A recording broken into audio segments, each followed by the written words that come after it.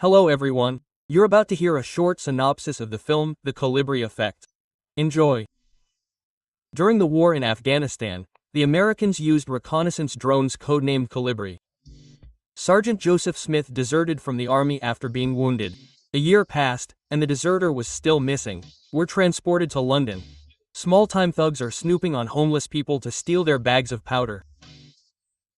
One man stood up for his girlfriend, prompting the Rocketeers to brutally beat and kick him. The thugs were about to slit the homeless man's throat, but the bald man fought them off and stumbled forward. Hoping to escape, the homeless man climbed to the roof of a building.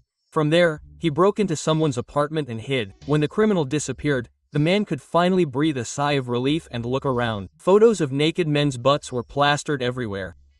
Deserter Joey downed some vodka and puked. The landlord was nowhere to be seen, so Joey could take charge. He'd showered, probably for the first time in a year. He'd gotten a haircut, shaved, and picked out some clothes. He looked like a perfectly respectable citizen, if you could ignore his bruised face. Joey scooped up all his change and was about to leave, but his answering machine answered. It turned out the landlord would be away for another 8 months, until October 1st, meaning Joey might be staying. Digging through his mail, the homeless man found a credit card sent by the bank. The PIN was included. Joey was stunned when he saw the balance on the card. The English fashionista had gotten drunk and started acting strange. The former soldier is plagued by PTSD and is trying to drown out the memories with alcohol. Joey wants to know what happened to his friend Isabel. He's turned to Christine, a nun who feeds the homeless, for help. A man tossed Christina a wad of pounds and asked her to buy herself something nice. The Polish woman took the money and returned to the monastery. The abbess advised donating the entire £500 to the church, but if Christina wanted, she could spend it on herself. A nun decided to go to the ballet. However, there was only one ticket left for October 1st, and it cost exactly £500. So the homeless would be left without svetochniks and an extra portion of soup. Joey woke up to another nightmare. His entire squad died in a matter of seconds. He was the only one left alive. The soldier was hallucinating. He saw a flock of caliber bats darting around the apartment. Joey thought he grabbed a rifle and riddled the walls with bullets. Today he visited Christina again. The veteran needs antibiotics, and his broken ribs are making themselves felt. He can't go to the hospital, so Joey can only rely on the nun. He doesn't even remember visiting Christina and giving her money. He was so drunk. By the way, that girl, Isabel, she doesn't come for food anymore. She's nowhere to be seen. Joey realized it was time to quit drinking, so he poured the rest down the sink. He used Damon's car to drive around town and put up missing person posters for Isabel. Soon, she left a message asking him not to look for her, saying she'd do some work for gangsters and then leave London. And Isabel was forced to work in a brothel. March arrived. The Brit had settled into his new place quite well. However, the idyll was interrupted by a neighbor. And who are you? Damon said he's in New York until the end of the summer. I'm his boyfriend. There are a lot of us. Joey lied to the neighbors that he was a model and Damon's lover. Joey decided he'd had enough of robbing his lover, so he got a job in the kitchen and destroyed his credit card. The new guy in the kitchen is the toughest, so when a problem with rowdy fans arose, he was the one called in to deal with them. The guys started romping and attacking the veteran. By that point, Joey had gotten himself together and easily dealt with the crowd of drunken. The fight broke out in front of the restaurant owner. The thug decided to recruit Joey to his team.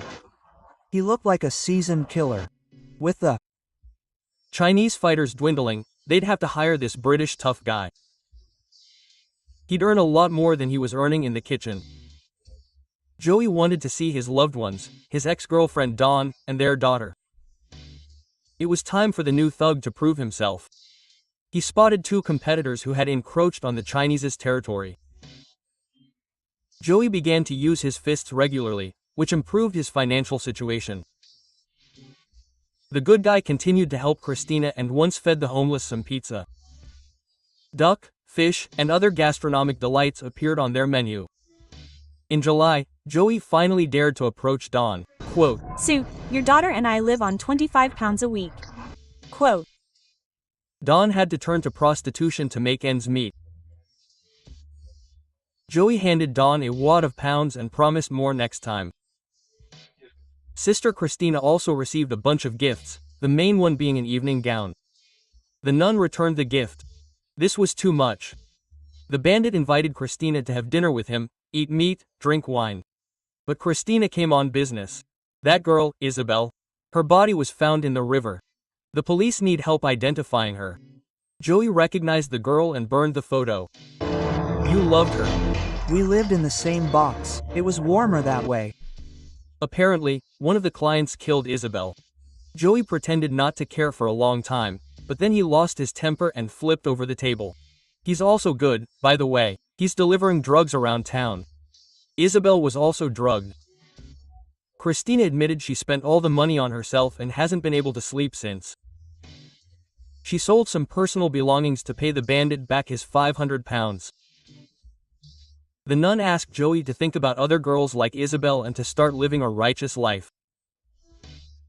The veteran caught up with Christina and asked her to take that red dress back. Joey's first order of business is to find the two Emre who attacked them that night. What, have you forgotten me? No wonder, I've changed. You have a knife, I have a spoon.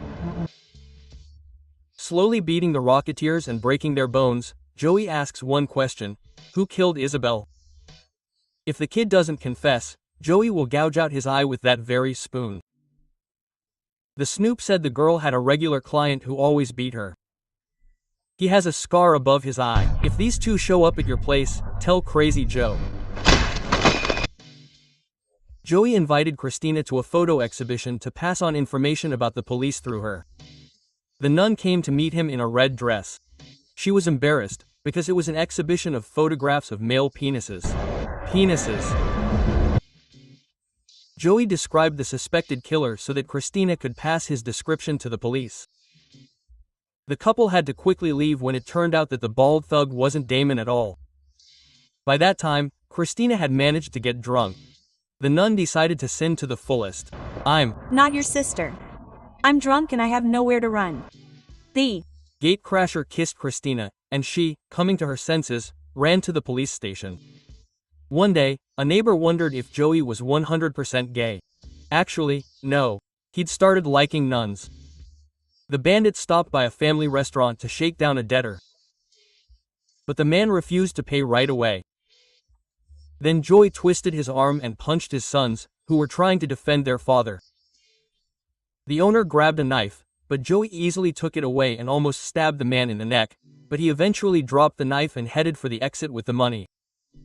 One of the cooks pulled a gun, and Joey was forced to shoot the guy in the arm.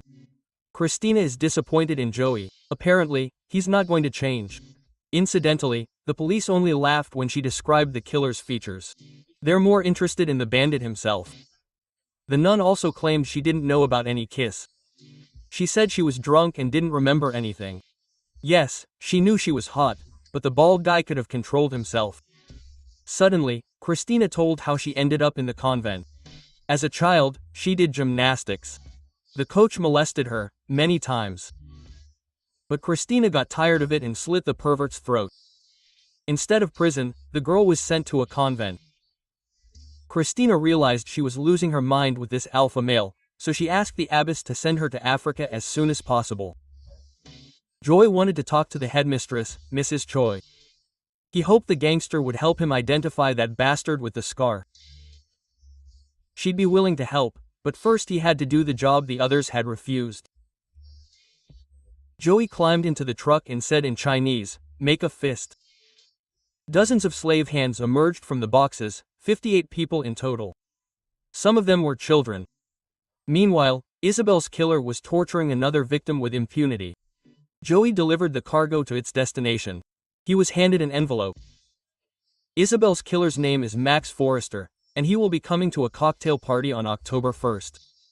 Finally, that day had arrived. Joey gave Christina a camera to take pictures for his daughter. He looks like a good man. What do you? Me? Let him think I'm good. You look good. Then take pictures.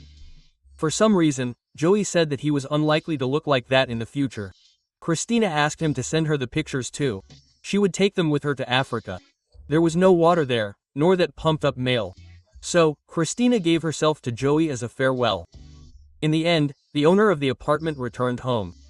Damon he was extremely surprised to find the door locked from the inside with a chain. He also saw a couple running down the stairs to the street. Joey offered the nun to leave with him, but she couldn't do that. That evening, the veteran came to Don's to give him some photos.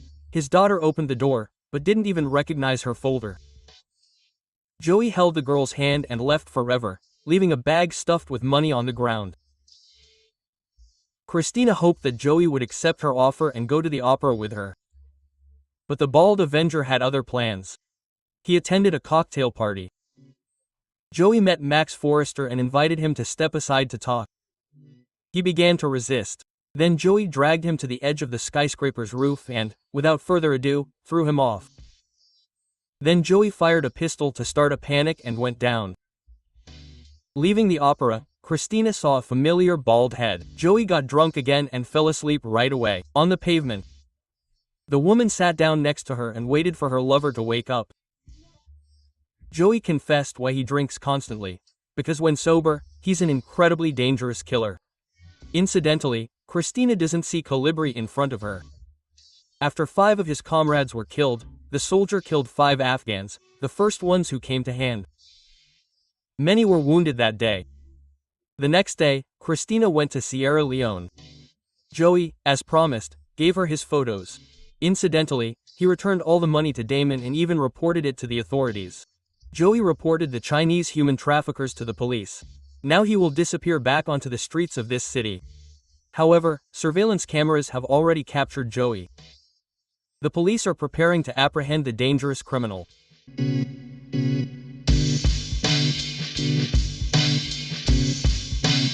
Jae-hee.